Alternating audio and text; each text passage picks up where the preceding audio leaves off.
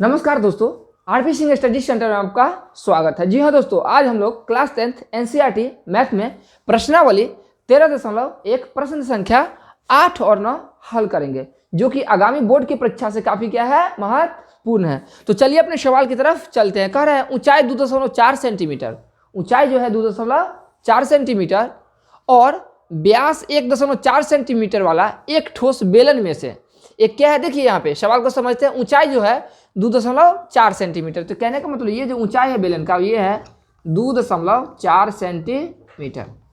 ऊंचाई कितना है, 2.4 सेंटीमीटर। अब देखिए ऊंचाई 2.4 सेंटीमीटर और व्यास यानी डी कितना है, 1.4 सेंटीमीटर। कहने का मतलब यहाँ से लेके यहाँ तक ये कितना है, 1.4 सेंटीमीटर। कोई दिक्कत? और इसी व्यास वाला एक शंकुआकार खोल काट लिया जाता है। ये बेलन में से एक क्या करता है, शंकु के आकार का खोल काट लिया जाता है। अब कल्पना कीजिए कि ये क्या है, ये बेलनाकार क्या है, कोई सामान है, उसमें से एक शंकुआकार यानी शंकु के आकार का खोल काट लिया है। तो चलिए इसे काट लेते हैं, ठीक ना। दूसरा रेड मार्कर लाइए। तो देखिए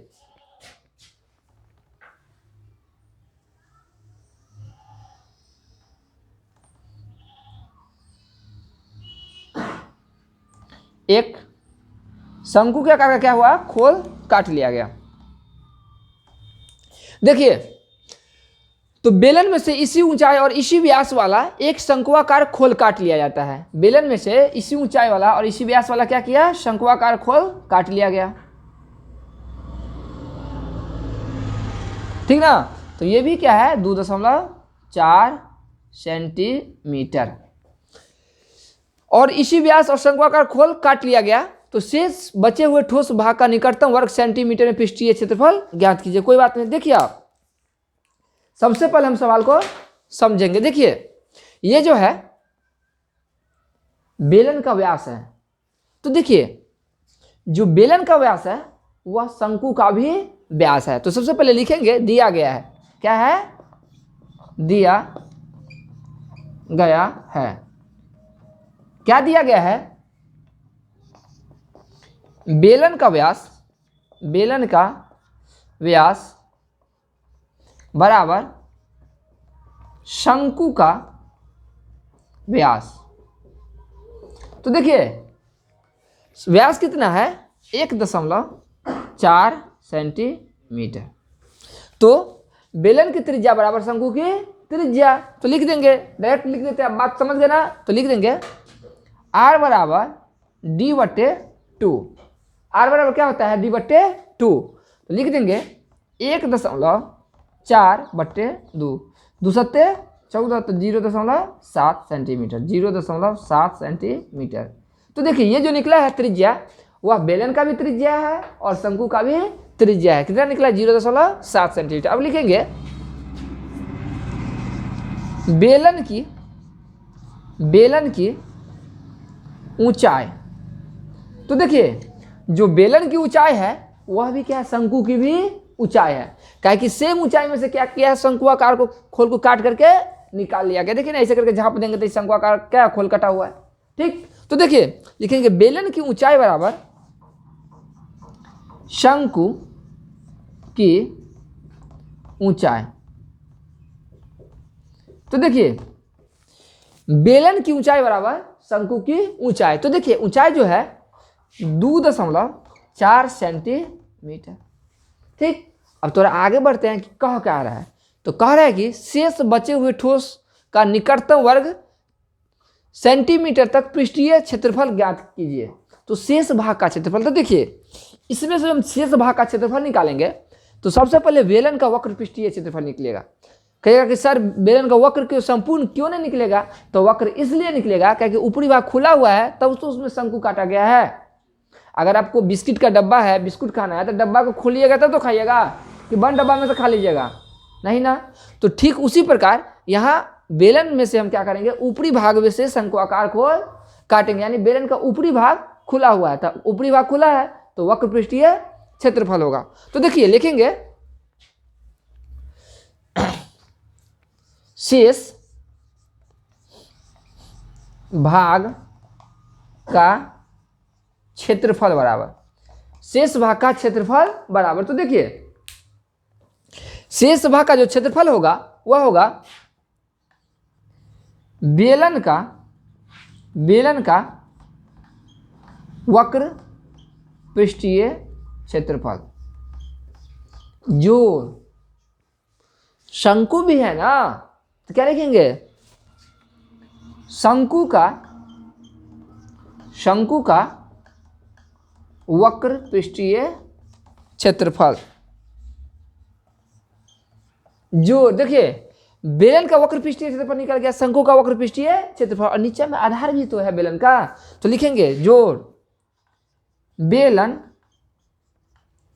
के आधार का क्षेत्रफल। तो चलिए सबसे पहले इसे क्या कीजिए, नोट कीजिए। अगर चैनल पे नए हैं तो चैनल को सब्सक्राइब जरूर कीजिए। चलिए इसको सबसे पहले इसका स्क्रीनशॉट ले लीजिए।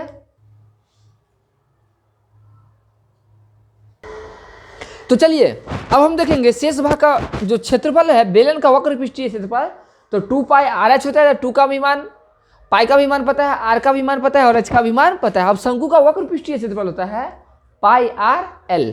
तो देखिए पाई भी पता है, आर भी पता है और एल पता नहीं है, एल पता नहीं है। तो सबसे पहले हम लिखेंगे शंकु की त्रियक ऊंचाई। तो शंकु की त्रियक ऊंचाई बराबर एल होता है, हमको पता ही नहीं है। तो शंकु का वक्र पृष्ठीय क्षेत्रफल हम कैसे निकालेंगे, हमको शंकु का त्रियक ऊंचाई पता ही नहीं है। तो लिखेंगे एल बराबर एक फार्मूला आता है √r² जोड़ h²। कोई दिक्कत? तो देखिए r², तो देखिए r दिया हुआ है, देखिए ना बेलन की त्रिज्या बराबर शंकु की त्रिज्या कितना है, L बराबर r² जोड़ h²। तो देखिए r का जो मान है दिया हुआ है, क्या है देखिए यहाँ पे 0.7 सेंटीमीटर। तो लिखेंगे 0.7 का होल स्क्वायर जोड़ h का मान दिया हुआ है कितना 2.4 का होल स्क्वायर। कोई दिक्कत नहीं। अब देखिए 0.7 का स्क्वायर से 49, तो लिख देंगे 0.49 जोड़ देखिए 24 से 576, तो लिख देंगे 5.76। कोई दिक्कत? ये दोनों को जोड़ेंगे हम तो क्या हो जाएगा, देखिए यहाँ पे 5.76 जोड़ 0.49। तो देखिए 9 6 15 का 5 हाथ में 1 7 4 11 के 12 का 2 हाथ में चल 1 5 1 6, तो क्या हो जाएगा √6.25, √6.25। अब देखिए ये जो होता है ना, ये किसका स्क्वायर होता है, तो 2.5 का स्क्वायर होता है। कोई दिक्कत? तो देखिए मार के डर से भूत भागता है, तो स्क्वायर के डर से रूट भागता है। तो यानी L बराबर आपका हो गया 2.5 सेंटीमीटर। कोई दिक्कत? अब देखिए शेष भाग का हम क्षेत्रफल निकाल रहे थे, शेष भाग का क्षेत्रफल क्या होगा, बेलन का वक्र पृष्ठीय क्षेत्रफल। तो यहाँ पे लिख सकते हैं शेष भाग का क्षेत्रफल। तो देखिए शेष भाग का क्षेत्रफल यहाँ पे देखिए बेलन का वक्र पृष्ठीय क्षेत्रफल, तो लिख देंगे 2 पाई आर एच जोड़ शंकु का वक्र पृष्ठीय क्षेत्रफल, तो लिख देंगे पाई आर एल जोड़ बेलन के आधार का क्षेत्रफल का, जो बेलन का जो आधार होता है वृत्ताकार होता है, क्या होता है, वृत्ताकार होगा, तो लिख देंगे पाई आर स्क्वायर। अब देखिए यहाँ पे एक चीज क्या करेंगे, थोड़ा इसे साफ कर देते हैं। अब देखिए यहाँ पे सवाल को छोटा करेंगे, यहाँ पे पाई आर इसमें भी है, पाई आर इसमें भी है, पाई आर इसमें भी है, तो पाई आर को हम कॉमन ले लेंगे। क्या ले लेंगे, पाई आर को कॉमन ले लेंगे। अब देखिए इसमें से पाई आर निकल गया तो इसमें क्या बचेगा, 2h बचेगा। अब देखिए पाई आर इसमें से निकल गया तो इसमें क्या बचेगा, L बचेगा। अब देखिए पाई आर इसमें से निकल गया तो देखिए यहाँ पे 2 स्क्वायर है, तो पाई आर माने पाई के साथ एक आर निकल गया, लेकिन एक आर तो बचा है ना, तो लिख देंगे जोड़ r। अब बराबर देखिए मान बैठा देंगे, पाई का मान 22/7, आर का मान, तो देखिए यहाँ पे आर का मान क्या है 0.7। अब देखिए 2h, तो 2h का मान, तो देखिए h का मान क्या है 2.4, तो लिख देंगे 2.4 प्लस L, तो L का मान देखिए 2.5 जोड़ आर, तो आर का मान क्या है, तो 0.7 है। कोई दिक्कत? चलिए इसका कैलकुलेशन करते हैं। देखिए ये 7 से ये 7 गया 0.1, तो 22 को 0.1 से गुना करेंगे तो 2.2 ही होगा। कोई दिक्कत? अब देखिए 24 दूना 48, तो एक अंक बाद 4.8। अब देखिए 2.5 जोड़ 0.7, देखिए सबका क्या करेंगे, दशमलव है, आराम से क्या करेंगे, आराम से जोड़ करेंगे। देखिए आराम से जोड़ करते हैं। देखिए लिखेंगे 4.8 2.5 जोड़ 0.7।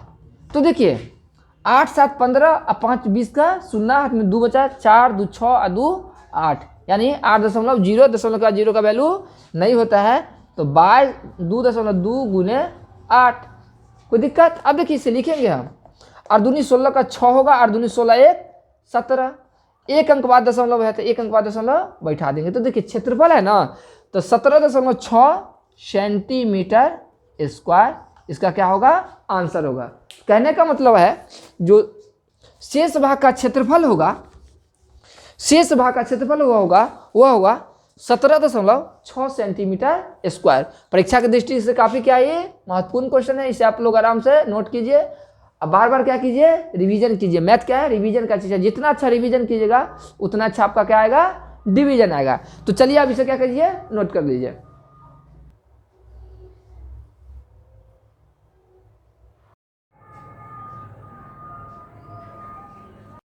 प्रश्नावली 13.1 का लास्ट एंड फर्स्ट क्वेश्चन देखते हैं। प्रश्न संख्या 9 है। तो देखिए सवाल की तरफ चलते हैं। तो देखिए क्या कर रहा है सवाल, लकड़ी के एक ठोस बेलन के, एक क्या है, लकड़ी का ठोस है यानी बेलनाकार आकृति है, आकृति कैसा है, बेलनाकार, यानी मिस हो गया बेलन के आकार का। तो लकड़ी के एक ठोस बेलन के प्रत्येक सिरों पर एक अर्धगोला खोद कर निकाला गया। देखिए ये एक लकड़ी का बेलन बना हुआ है, प्रत्येक सिरा, तो देखिए लकड़ी का 2 सिरा है, ऊपर वाला और नीचे वाला, दोनों पे क्या होता है, खोद कर एक गड्ढा निकाला जाता है, ओखली की तरह। किसकी तरह, ओखली की तरह खोद कर क्या किया जाता है, गड्ढा निकाला जाता है दोनों सिरा में। कौन सा सिरा में, दोनों सिरा में। तो देखिए जैसा कि आकृति 13.11 में आपको दिखाई दे रहा है, यहाँ पे देखिए ये आकृति है 13.11। यदि बेलन की ऊंचाई 10 सेंटीमीटर हो, कहने का मतलब बेलन की ऊंचाई, तो देखिए बेलन की ऊंचाई यहां से लेकर के यहां तक हो जाएगा 10 सेंटीमीटर।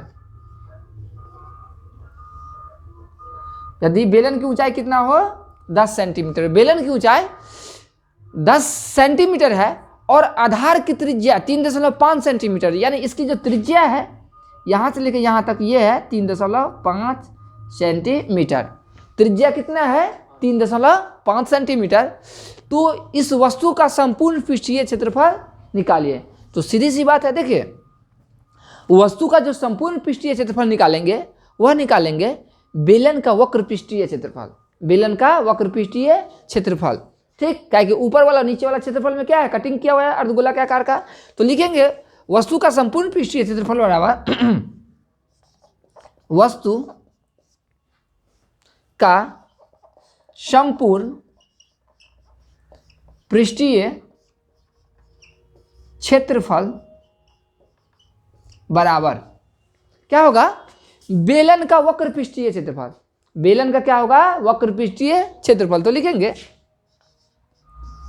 बेलन का वक्र पृष्ठीय क्षेत्रफल जोड़, देखिए कितना अर्धगोला है, एक अर्धगोला ऊपर में है और दूसरा अर्धगोला नीचे में है। तो क्या लिखेंगे, 2 गुने अर्धगोला का वक्र पृष्ठीय क्षेत्रफल। क्या लिखेंगे, 2 गुने अर्धगोला,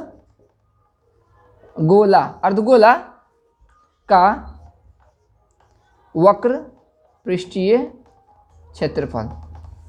कोई दिक्कत नहीं। अब देखिए बेलन का जो वक्र पृष्ठीय क्षेत्रफल होता है वह क्या होता है, 2πr/h। कोई दिक्कत, 2 गुने अर्धगोला का वक्र पृष्ठीय क्षेत्रफल। तो देखिए अर्धगोला का जो वक्र पृष्ठीय क्षेत्रफल होता है वह होता है 2πr²। कोई दिक्कत। अब देखिए यहाँ पे 2πr इसमें भी है और 2 पाई आर इसमें भी है, तो 2 पाई आर क्या हो जाएगा, कॉमन हो जाएगा। 2 पाई आर कॉमन हो गया, तो देखिए इसमें क्या बचा, इसमें h बचा। अब देखिए इसमें तो 2 को 2 है, तो 1 को 2 निकाल देते, 1 को 2 बचेगा ना जी, तो लिखेंगे 2। अब देखिए 2 पाई आर स्क्वायर यानी आर 2 गो है, देखिए हम निकाले कितना है, एक ही आर निकालेंगे, तो 2 भी निकल गया, पाई भी निकल गया, आर भी निकल गया, तो एक वो आर क्या है बचा हुआ है, तो लिख देंगे 2r। कोई दिक्कत? सबसे पहले आप क्या कीजिए, इसे क्या कीजिए, नोट कीजिए। तो चलिए अब है बेलन की त्रिज्या बराबर अर्धगोला की त्रिज्या। तो देखिए बेलन की त्रिज्या और अर्धगोला की त्रिज्या क्या है, एक ही है, क्या है, एक ही है, 3.5 सेंटीमीटर। तो लिख दिया है बेलन की त्रिज्या बराबर अर्धगोला की त्रिज्या बराबर 3.5 सेंटीमीटर। क्यों? क्योंकि जो ये अर्धगोला है वह बेलन पे ही अध्यारोपित है, यानी बेलन पे ही रखा हुआ है।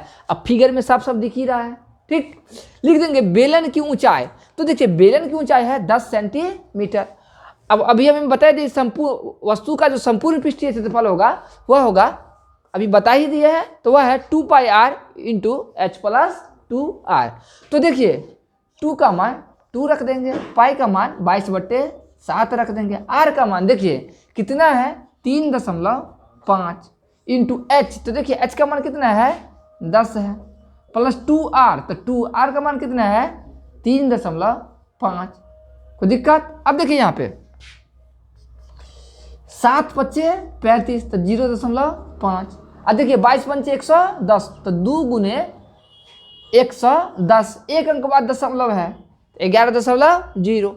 कोई दिक्कत नहीं? इंटू देखिए 10 जोड़ 3.5 को, तो 35 दूनी 70, 7.0।